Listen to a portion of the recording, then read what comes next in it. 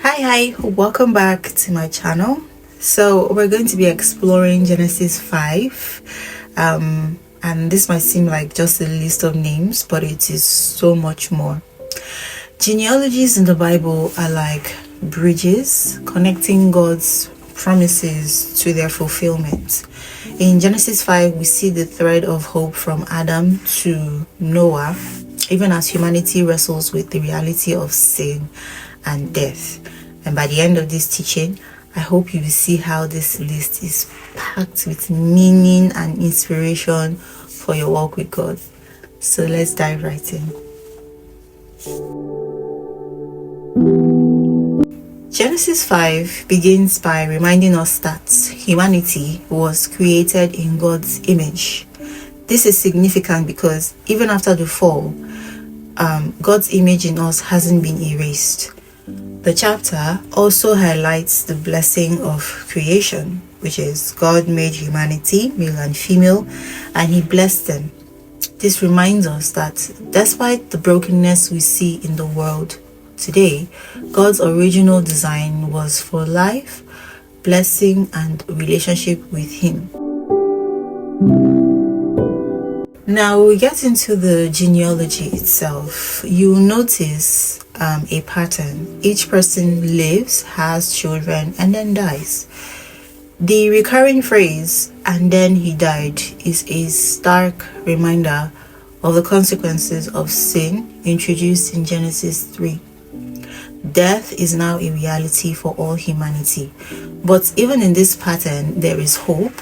The lineage points to God's unfolding plan to restore what was lost in Eden. Amidst this pattern, we get to Enoch, the son of Jared, and his story, which breaks the cycle.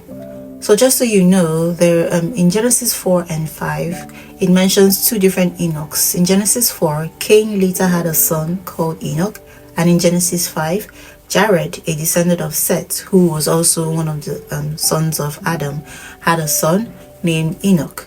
And that's who we're talking about now in Genesis 5. So verse 24 says, Enoch walked faithfully with God. Then he was no more, because God took him away. So what does it mean to walk with God? It's a perfect picture of intimacy, trust, and obedience.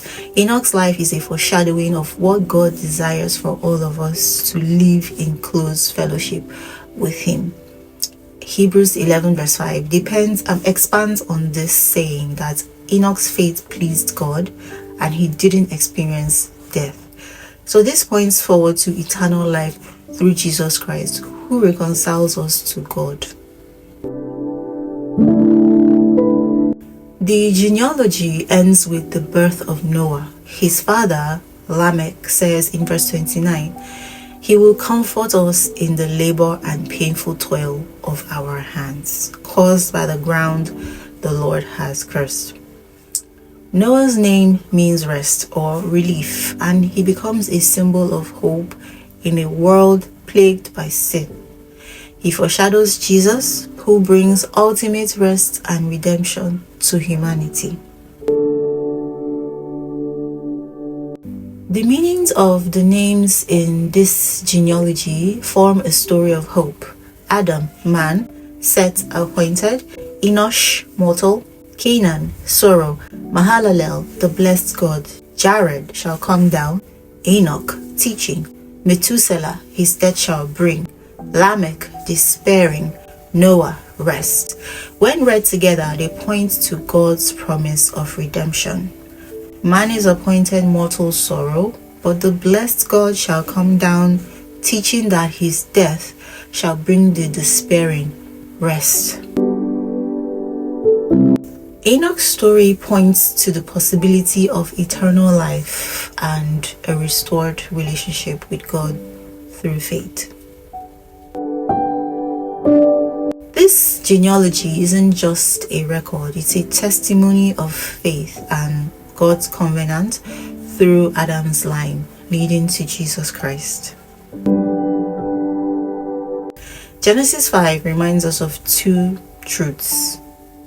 Humanity is marked by mortality, but God's image and blessing remain. And God's plan for redemption is always at work, even in the midst of sin and death. So how can we walk with God like Enoch in our daily lives? And how can we find rest in hope of God's promises like Noah's generation?